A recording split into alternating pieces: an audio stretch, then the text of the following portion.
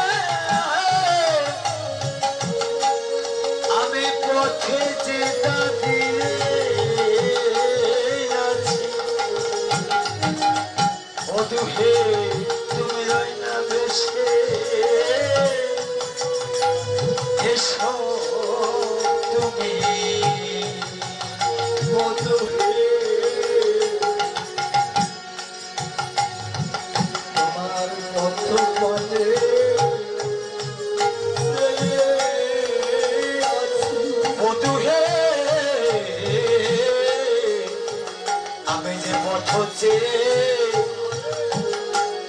দাঁড়ায়ে আছি আমি তোমার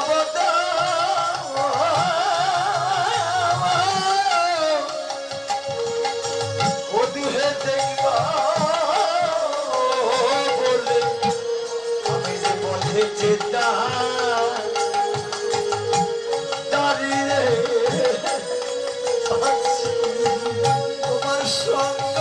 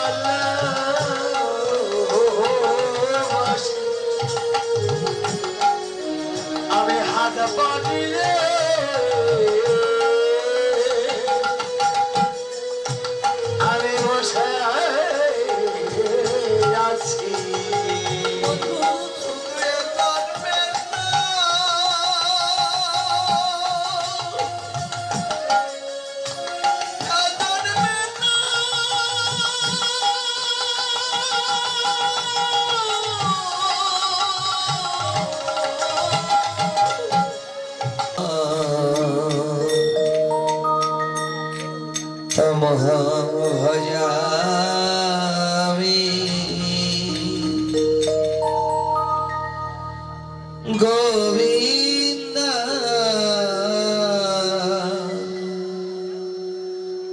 आदि पुरुष तमः भजामि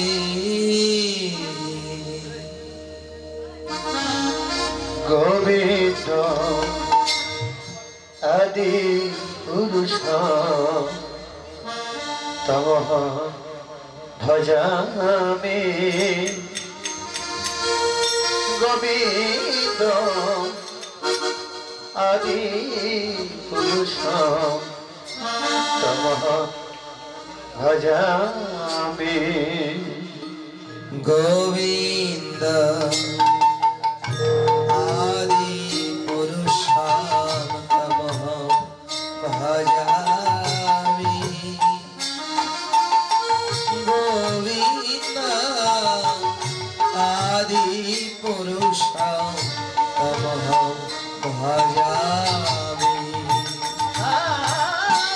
गोविंद आदि पुरुष तमः भजामि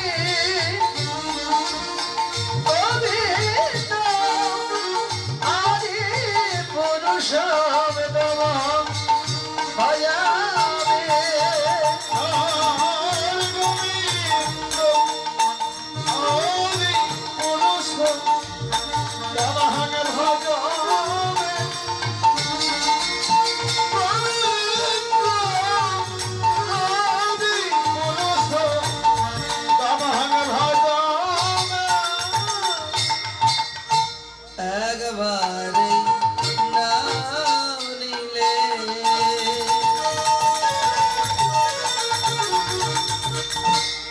যত পাপ হারে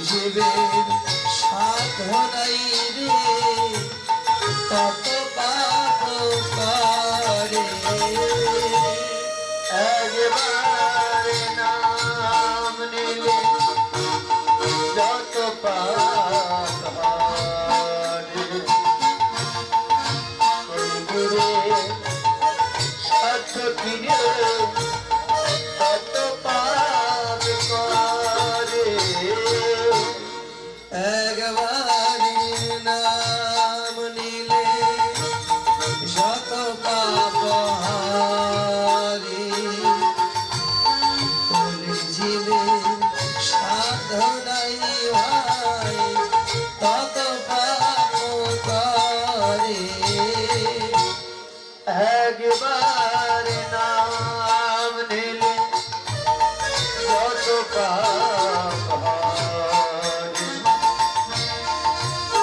দিবে সাধ্য কিরে কত পাপ করে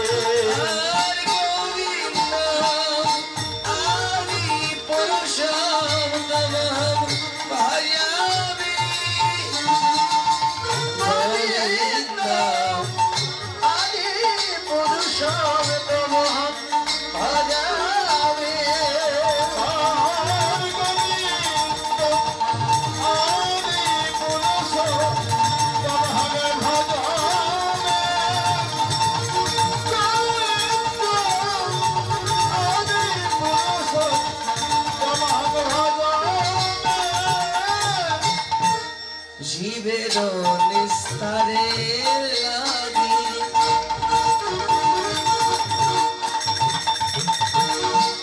নন্দ হরি ভগবানে প্রকাশ হল গুরু রূপরি জীবের নিস্তার লাগি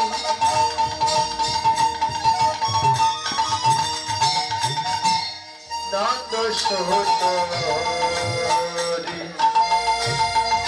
ভবনে প্রকাশ হল গুরু রূপ ধরি জীবের নিস্তারের লাগি নন্দ সহরি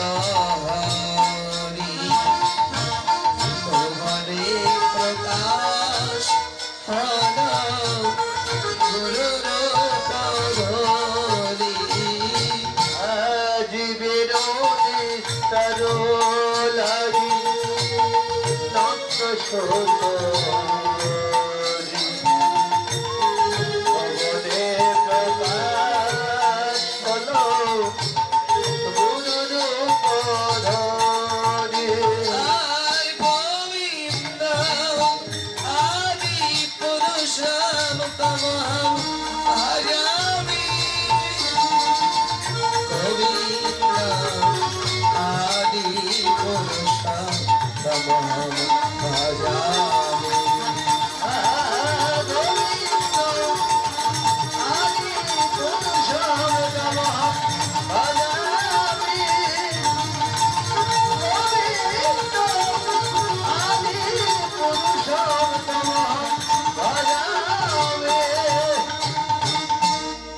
বীজের মাঝে বৃক্ষ আছে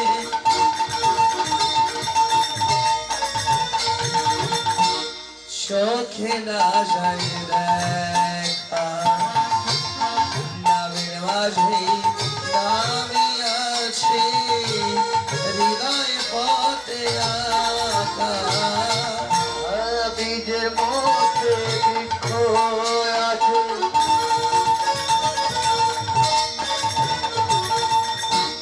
চোখে না যায় দেখা নামের মাঝে নামে আছে হৃদয়ে পথে আঁকা বীজের মাঝে বৃক্ষ আছে চোখে না যায় দেখা নামের মাঝে নামে আছে হৃদয় পথে আঁকা বীজের মধ্যে বৃক্ষ আছে চোখে না যায় দেখা নামে মাঝে নামে আছে হৃদয়ে পথে আঁকা গোবিন্দ আদি পুরুষম তমহম ভজামি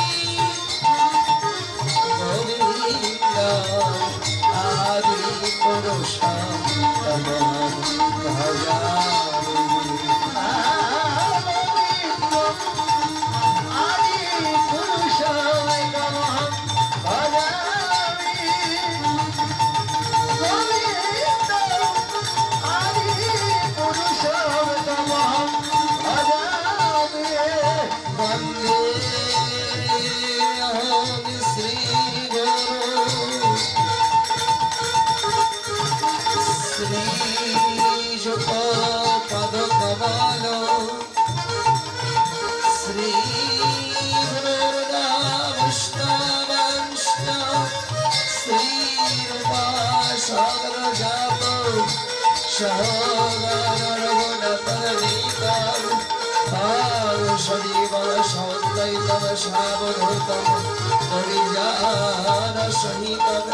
वंदे श्री कृष्ण चैतन्य देव श्री राधा कृष्ण पादरौ सहगण ललिता श्री विशाखा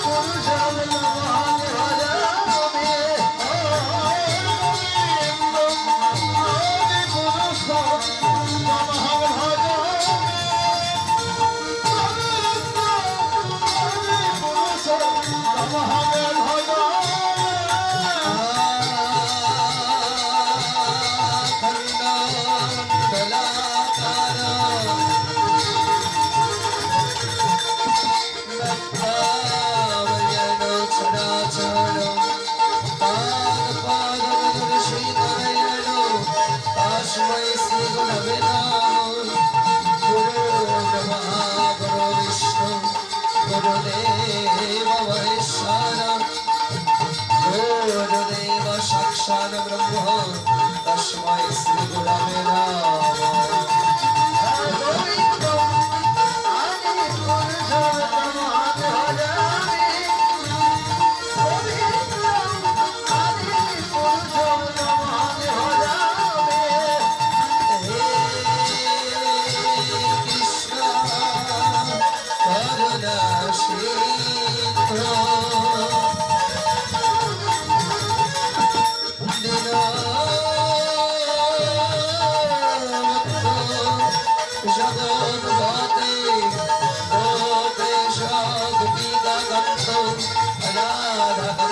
नमस्ते भक्तवंशन गौरंगी राधे वृंदावनेश्वरी कृष्णनाथ सुता देवी प्रणमामि श्री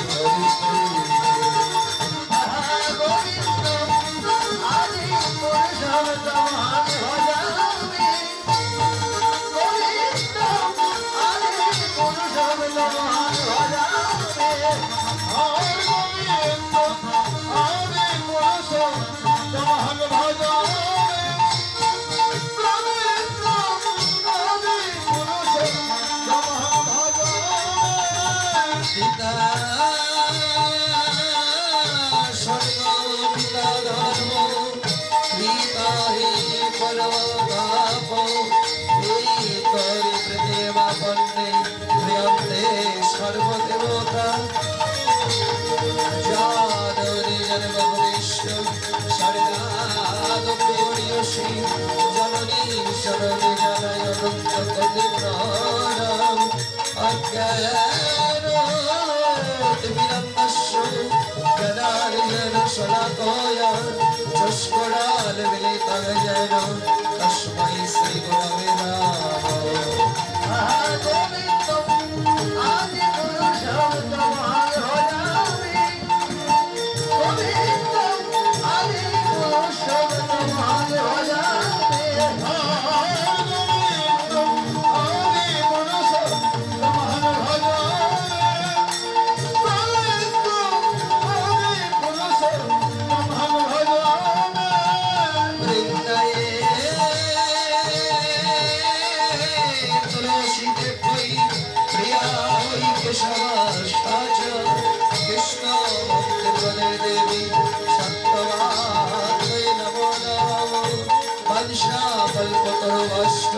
कृपा सिन्धुभैवाच पतिताननपवनेभ्य वैष्णवेभ्यो नमो नमः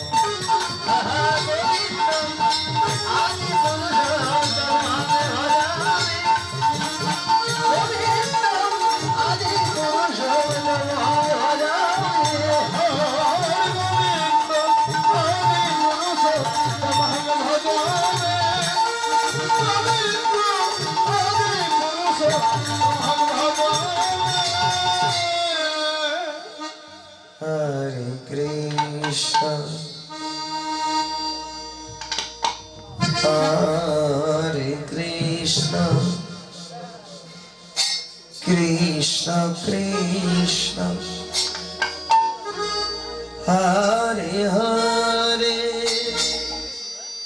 হরে রাম হরে রাম রাম রাম হরে হরে হরে কৃষ্ণ কৃষ্ণ কৃষ্ণ হরে হরে হরে রাম রাম রাম হরে হরে বল জয় জগন্নাথ বল জয় জগন্নাথ জয় জগন্নাথ বল জয় জগন্নাথ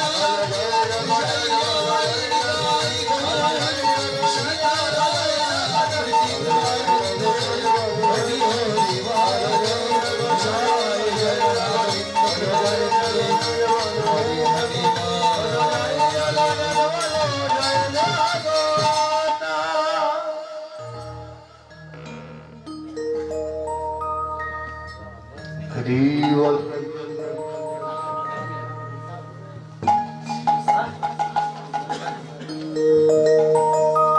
শ্রী চরণে জানাই অনন্ত অনন্ত কোটি ভক্তিপূর্ণ প্রণাম। হরি বল হরি বল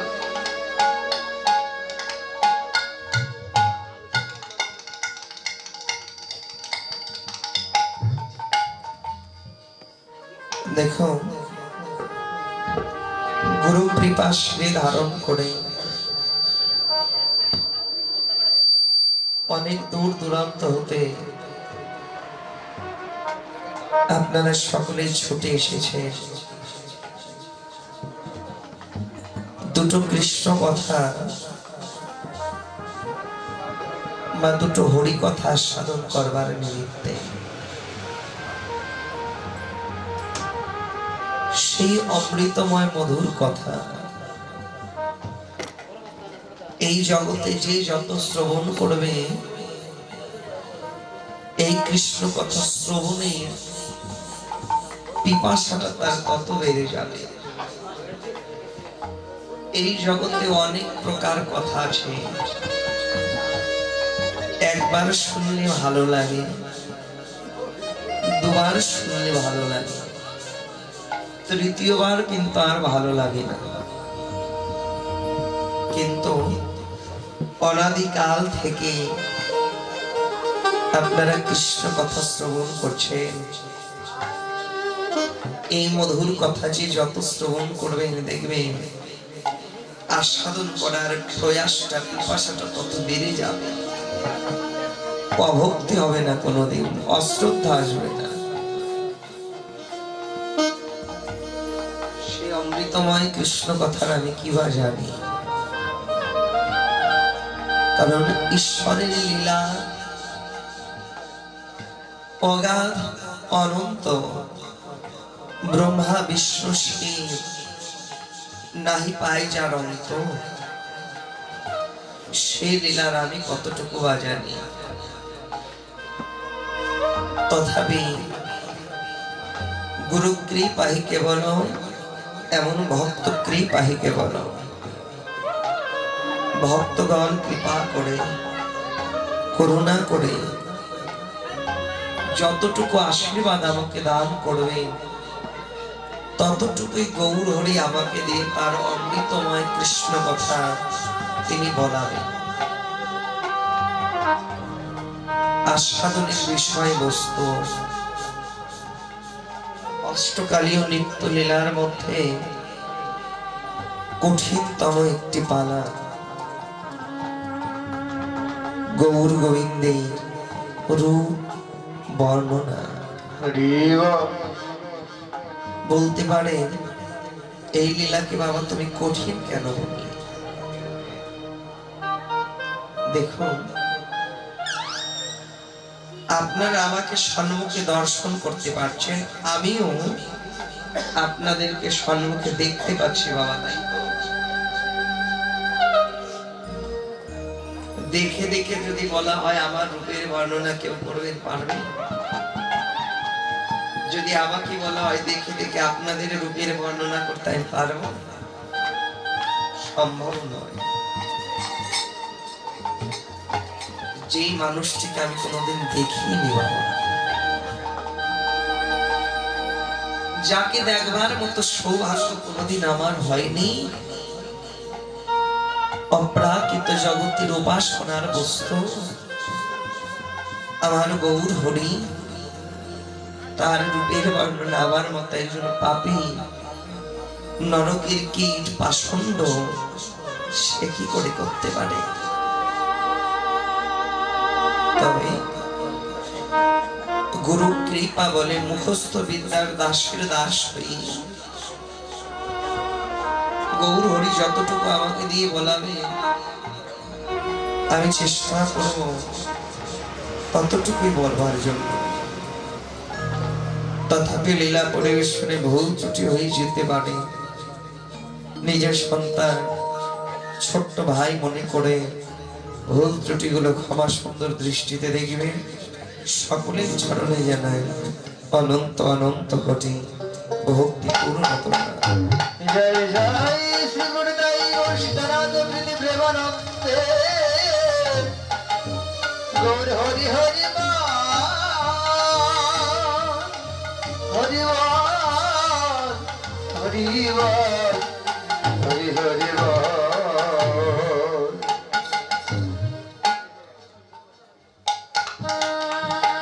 দেখো কীর্তনিয়ার সাধ্য নাই কীর্তন করার, যদি ভক্তগণ কীর্তন না করার। ভক্ত না থাকলে কিন্তু কীর্তন তেমন হয় না।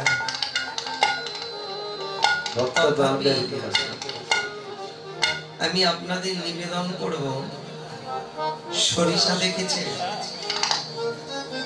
মায়েরা? সরিষা কতটুকু একেবারে ক্ষুদ্র, তাই না? ছড়িয়ে ছিটিয়ে থাকলে দেখাই যায় না। আবার দেখলে হাজারটা সরিষাকে একত্রিত করলে একটা বেলের আকার ধারণ করে, তাই তো? বৈষ্ণবজন ভক্তমন্ডলী দূরে দূরে না থেকে মায়েরা সবাই সামনে এসে বসবেন। সামনের দিকে তাকালে খালি দেখা যাচ্ছে মনে হচ্ছে পুতুলের মতো দাঁড়িয়ে আছে।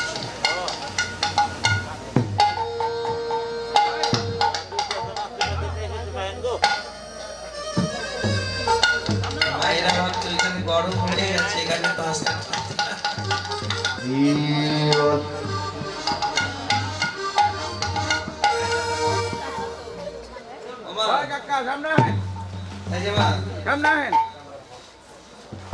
বলো তো পেছনে বসে কোন ছাত্র ছাত্রীরা?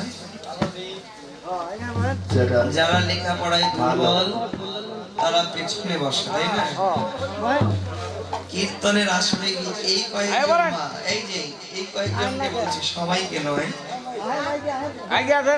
এরপর থেকে যদি কোথাও কীর্তনে যান পেছনে কোনোদিন বসবেন না।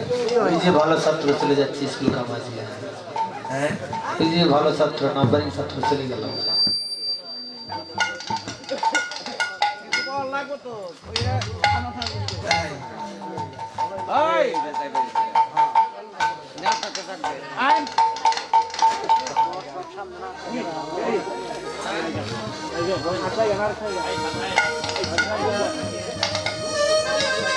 আপনাদের কাছে একটা প্রশ্ন আমার জানার ইচ্ছা। ঢাকাতে অনেক বড় বড় প্রোগ্রাম হয়, কোটি কোটি টাকার প্রোগ্রাম। এই যে বাবার কথাটা শুনে কীর্তন করার জন্য স্টেজ করে, যাত্রা গানে যেমন স্টেজ হয় কীর্তনিয়াদের জন্য তেমন স্টেজ হয়। আর ভক্তরা বসে, সব ধনী ভক্ত তো চেয়ারে বসে।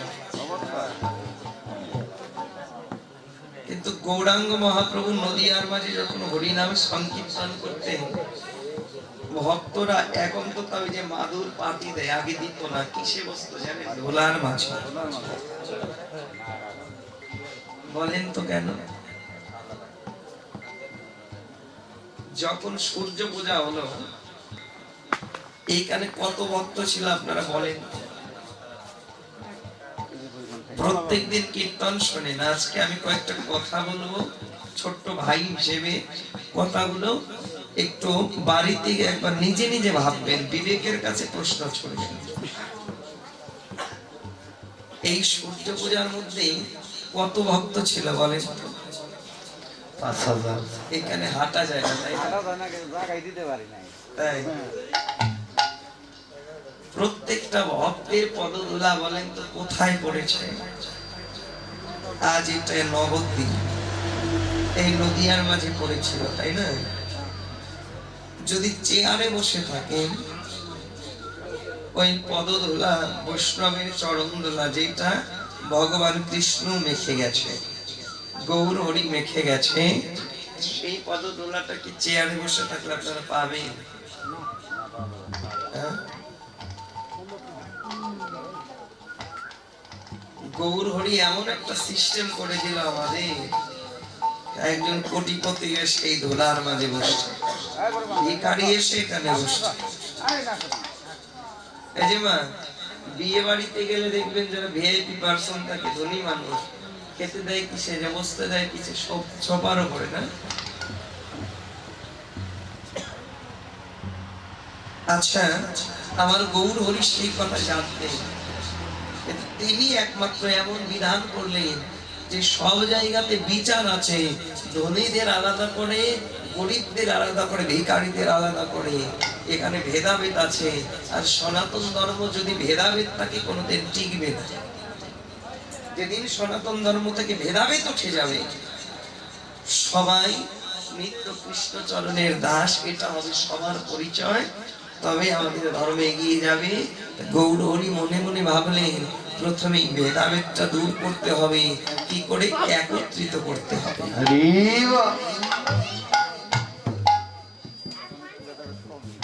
এই যে আপনারা এসেছেন না,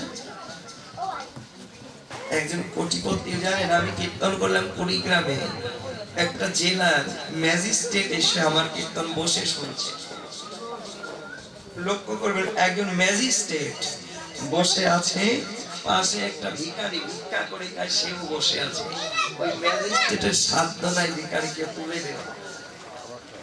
শুধু আমাদের ধর্মে না, এই যে কয়েকজন কাকাদের দেখছি মুসলমান কাকা, এই বলুন তো, আপনারা যখন মসজিদে নামাজ পড়তে যান, আপনাদের এমপিও যদি এসে সামনের সারিতে বসে, একজন ভিখারি গিয়ে যদি বসে, এমপির সাধ্য আছে তুলে দেবে? দেখুন মিলটা কোথায় রেখেছে, জানে ভেদাভেদ আমাদের কাছে, ওই মুসলমানদের কাছে নেই, আল্লাহর কাছে নেই, গৌর হরির কাছেও নেই, এখানেই মিলটা দেখেছে। একত্রিত না হলে বাবা গৌরের কৃপা হবে না। আর সাধনের বিষয় লীলা, চলো গুরু কৃপা শিরে ধারণ করে সেই লীলাতে আস্বাদন করি। হরিদামিনী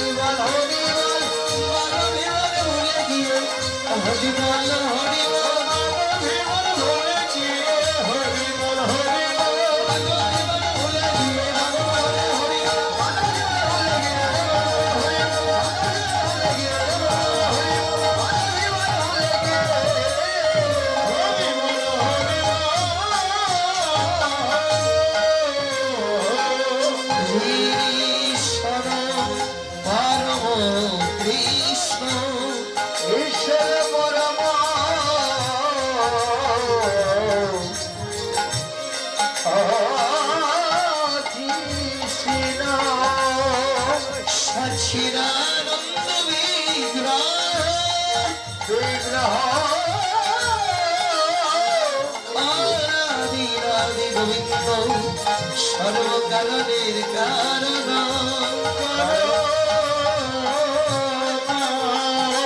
শ্রীধাম নবদ্বীপে নদিয়ার কোন এক ভক্তবতী গৌর প্রিয় শ্রীরাধরী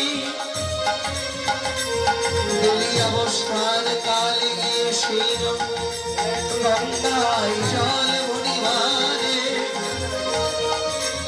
জল ভরতে গৌরের আগে অপরূপ রূপমাধুরী ওই রূপ দেখে এসে আর জল ভরার কথা মনে রইল না। ওই নাগরী দুটো নয়নের জলে ভেসে ভেসে গৌর মূরতি ভাবনা করতে করতে ফিরে এলো আপন ঘরে। আপন ঘরে ফিরে এসে ওই নাগরী গৌর রূপের কথা ভাবনা করছে। আর যখন গৌর রূপের কথা ভাবনা করছে নয়ন জলে নাগরীর দুটো ভক্ত ভেসে যাচ্ছে। আপন নাগরী এসে ওই নাগরীকে কইতে লাগলেন মরমিনে এমন রূপ দেখলি সেই রূপ দেখে আজ তোর এমন দশা হলো।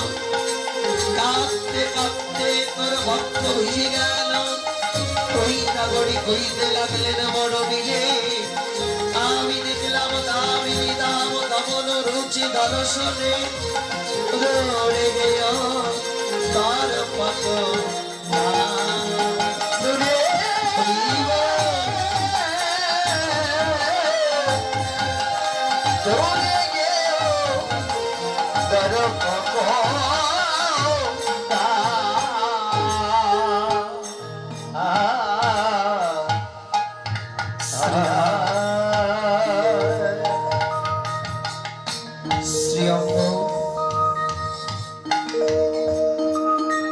নবদ্বীপ ধাম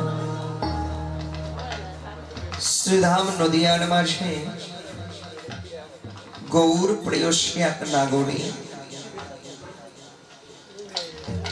গৌরীর ভুবন ভোলানো মূরতি দেখে গৌর রূপে তুলনা দিচ্ছে। দামিনী দাম দমন রুচি দর্শনে দূরে গেও দড়পপদা। তাহলে দামিনী দাম শব্দের অর্থ কি?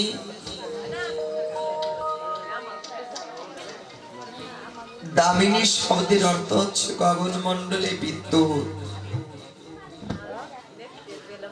দাম শব্দের অর্থ মালা।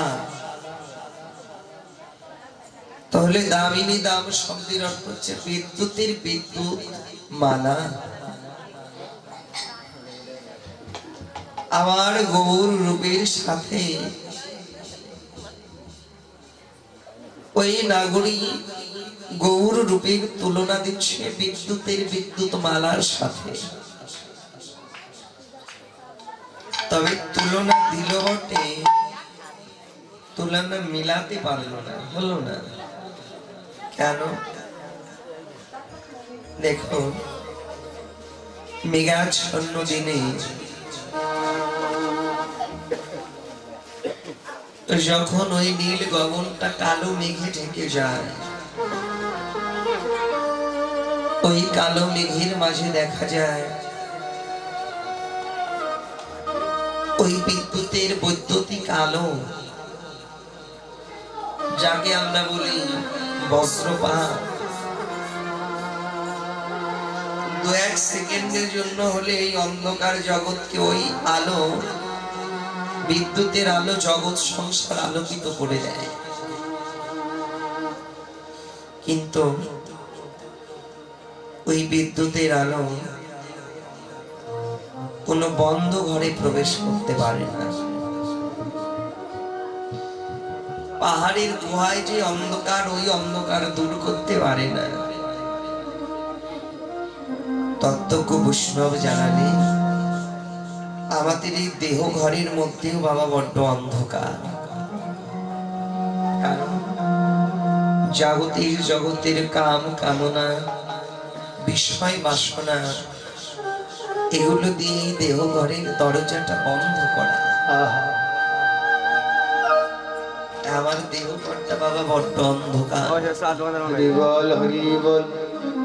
আকাশের বিদ্যুতের আলো এই দেহ ঘরে প্রবেশ করতে পারে না। তবে আমার গৌর রূপের কিরণ জ্যোতি গুরু কৃপা বলে একবার যার নয়ন কোণে লেগে যায়, এই দেহ ঘরের ভেতর বাহির দুই আলোকিত হয়ে যায় গৌরীর কৃপায়। শুধু তাই নয়, আকাশের বিদ্যুৎ যদি কারো মাথার উপরে পড়ে, মস্তকে পড়ে, তবে তার প্রাণটা কেড়ে নিয়ে যায়। কিন্তু আমার গৌর রূপ, গৌরী তো কারো প্রাণ কেড়ে নেয়, রূপের তুলনা হলো না। কারণ আকাশের বিদ্যুৎ মানুষের প্রাণ কেড়ে নিতে পারে, আমার গৌর রূপ কোনোদিন কারো প্রাণ কেড়ে নেয় না। তাকে কি করে বলে, সর্বোচ্চ তাকে ঘরের বাহির করে দেয়।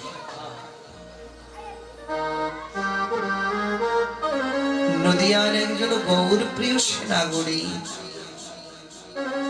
নাম হলো তার বিষ্ণুপ্রিয়া। একটি ঘাগরি নিয়ে গিয়েছিল গঙ্গায় জল ভরতে। দূর থেকে দেখতে পেল মনে হয় গঙ্গার জলে আগুন লেগে,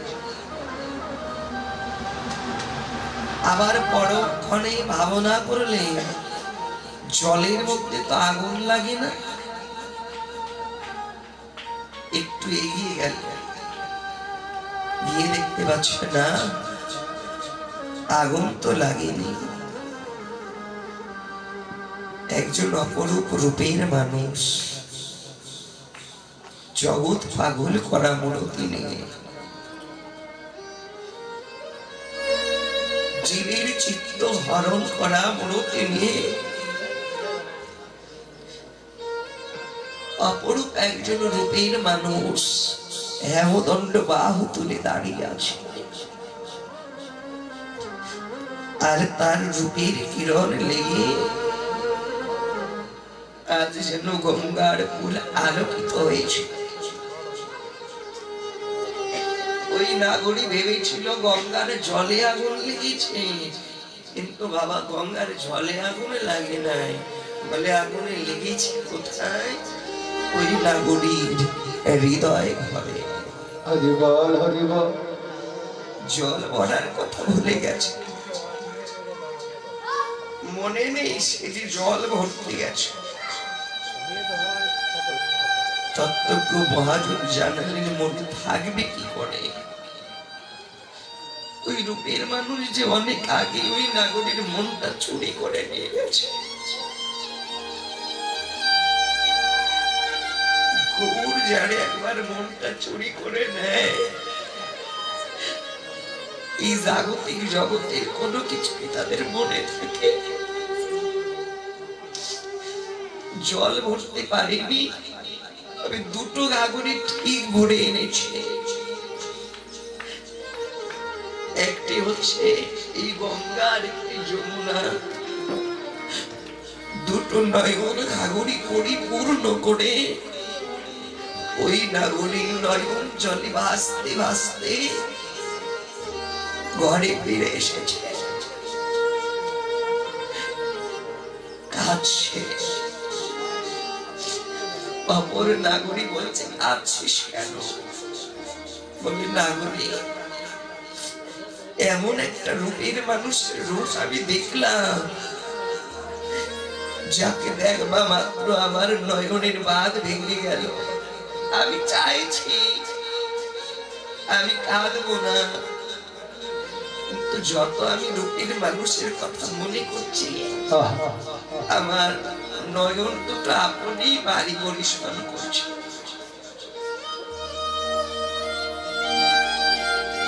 এমনই মন ভোলানো মূর্তি, যা দেখলে রাজা তার রাজত্ব ছেড়ে দেয়। এমন জগৎ পাগল করা মূর্তি, যেই মূর্তিতে কেউ নয়ন দিলে জমিদার তার জমিদারিত্ব ছেড়ে দেয়। জ্ঞানী তার জ্ঞানীর অহংকার ভুলে যায়, পণ্ডিত তার পাণ্ডিত্য ছেড়ে দেয়। আমার গৌরকে ভালোবেসে কি আজকের রূপের মাঝে এই জগতের মানুষগুলোকে দেখলে ভোলা যায় বাবা, যায় না? কিন্তু আমার গৌর প্রতি যে জন দেখে জীবন আর ভুলতে পারে না। এই জগতে যে জন একবার আমার গৌর মূর্তি দেখে তাদের সম্বল হয় কেবল দুটো নয়নের জল। তবে যারা আমার মতো পাপী, যারা আমার মতো পাষণ্ড, তারা আমার গৌর মূর্তি দেখতে পারে না। হরি বল হরি বল। আমি গৌর মূর্তি দেখতে পারি কানা বলে যারা হৃদয় দিয়ে আমার গৌরকে ভালোবাসতে পারে, যারা নিজের জীবন যৌবন এই রূপের মানুষের চরণে সঁপে দেয়, সেই জন কেবল আমার গৌর মূর্তি দেখতে পারে। আর যে আমার গৌর মূর্তি দেখতে পারে তার সম্বল হয় কেবল দু ফোঁটা নয়নের জল। বিষয় বাসনা তার ভালো লাগে না, জগতে জগতের কোনো কিছু তার ভালো লাগে না। যে জন আমার গৌর মূর্তি দেখে রে তারা কেঁদে কেঁদে বলে গৌর হে, এই জগতে তুমি আমার হও না, আমি আজ হতে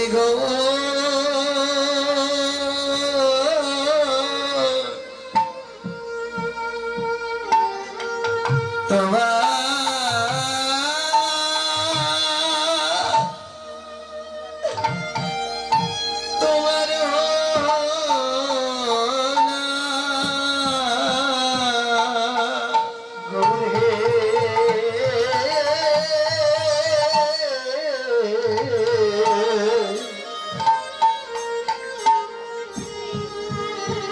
আমি আছো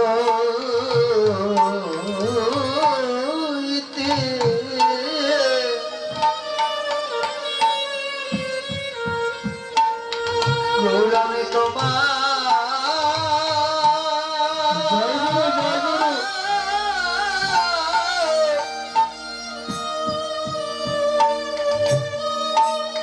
আমি তোমার হলাম।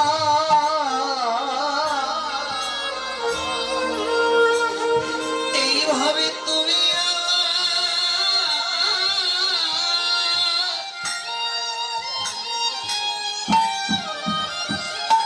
তুমি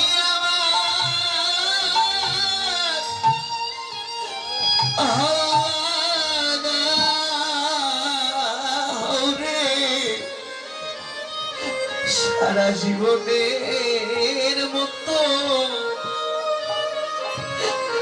গৌরামি তোমার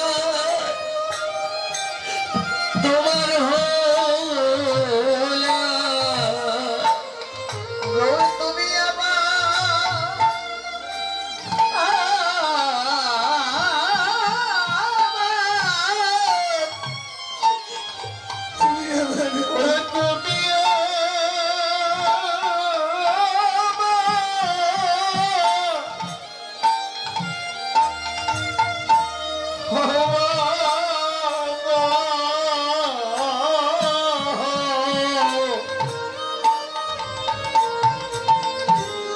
আমি আজ হতে গো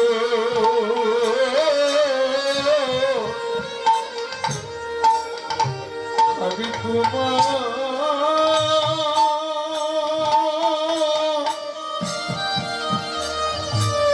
তোমার হলাম। এই জগতে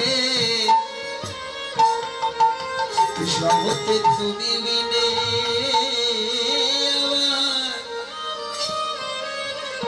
আমার আর কেউ নাই।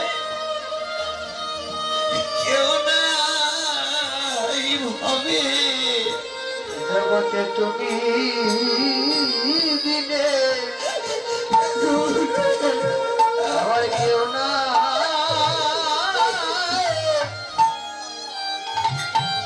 আর কেউ নয় ভাবে তুমি বিনে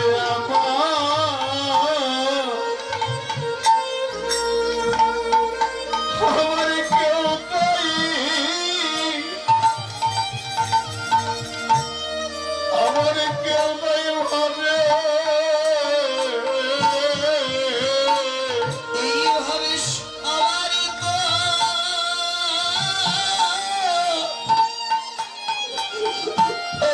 ওরে সবাই